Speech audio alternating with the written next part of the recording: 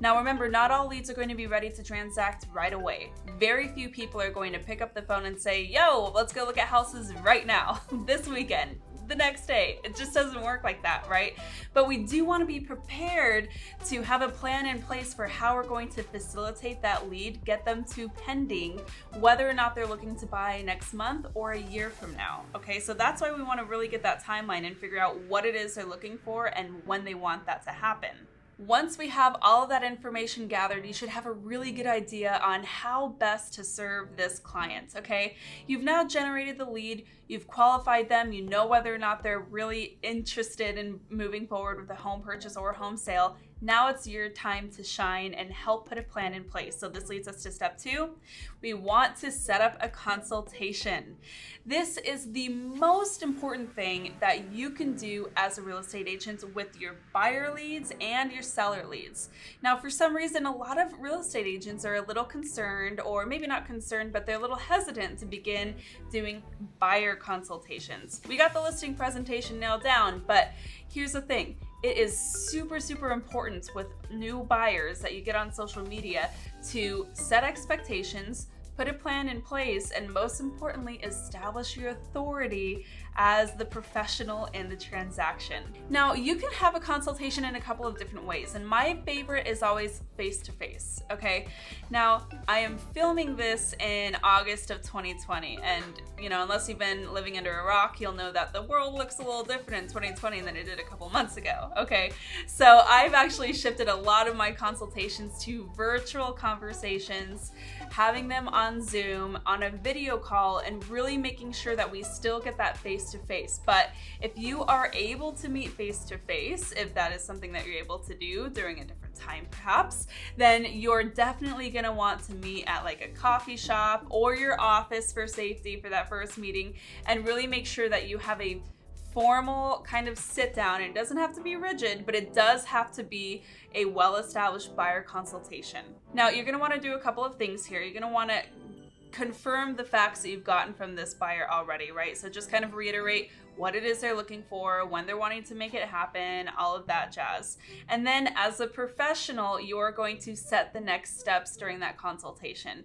You're going to say, great, we need to work on lending now. We need to work on financing. Or great, Mr. Seller, we need to work on putting together a pre-marketing plan and getting the home ready to list. Whatever the situation is for that lead, you have to establish next steps, and you can be assertive in this, okay? Because remember, you are the professional. So you really want to solidify this relationship and put your flag in the ground here and say, look, I am a great fit for you. I know what's important to you, and I know I can help you achieve this. So let's put a plan in place to make this happen. Here are the next steps.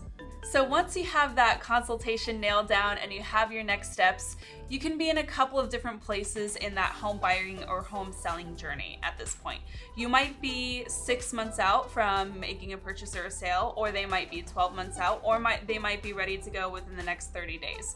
Regardless, now is the time to whip out your proven follow-up strategy, right? That's what they say. The fortune is in the follow-up, and you have to follow up after doing all this hard legwork of establishing a professional relationship with this potential client.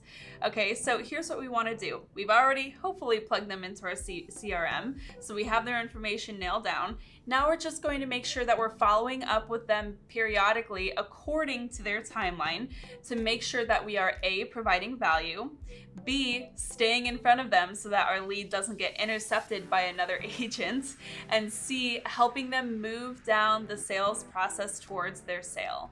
And after all of that hard work of qualifying the lead, setting up that consultation, getting them on their way, and following up, it's time to initiate the sale. And this is where you get to shine, my friend. This is where we do what we do.